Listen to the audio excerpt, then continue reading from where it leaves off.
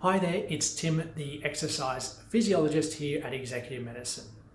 By now, most of us have had COVID-19 or know someone who has had it. While COVID-19 is regarded as a respiratory disease, it can have multi-organ involvement that can have implications on the heart, the kidneys, the liver, the nervous system, the musculoskeletal system, and so on, that can ultimately result in a range of symptoms.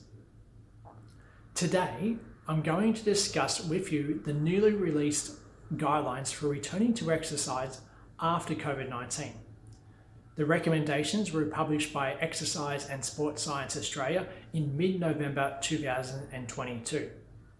The recommendations aim to minimise the risk of adverse consequences related to exercise and COVID-19, and also to maximise the function and recovery after COVID-19.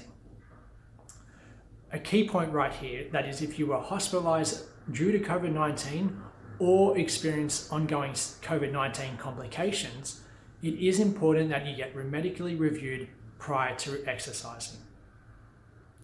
The main recommendations are: individuals should not commence or recommence exercise until they have been free of acute COVID-19 symptoms for at least 7 days. This would be no persistent fever, breathlessness at rest, chest pain, palpitations, and so on, and that they also can complete their normal activities of daily living and their occupation within tolerable symptom limits. For those people who were asymptomatic, exercise can commence 7 days after their first positive test. Now, when you do return to exercise, it should be conservative, planned, and adopt a pacing method. The goal is to gradually return to your pre-COVID exercise and physical activity levels, which means you do not need to get back to this level within a few days, as it might take at least a few weeks. However, everyone is different, and it is important to monitor your symptoms pre, during, and after exercise.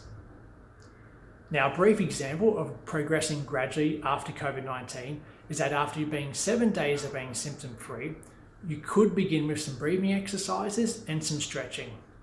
If you were in isolation, you could commence with light exercises that mimic your daily activities, and then this could be the first step in your recovery.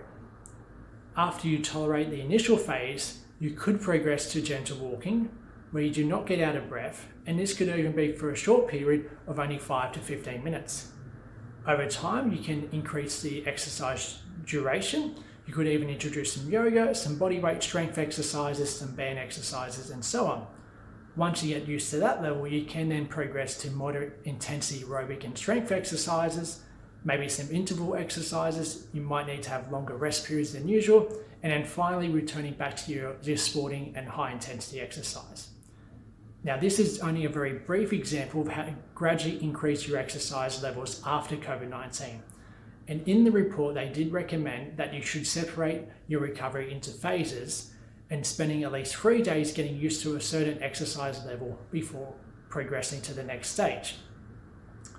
A key point here to say is that you should only exercise if you feel you have recovered from the previous day with no new or return of symptoms.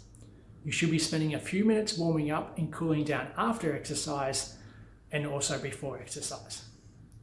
Finally, if you do need further assistance in recovery from COVID-19 in relation to your exercise recovery, please come and make an appointment with me or one of our doctors, such as Dr. Cummins, Dr. Lai, or Dr. Napa, and we are happy to help you out. Thank you.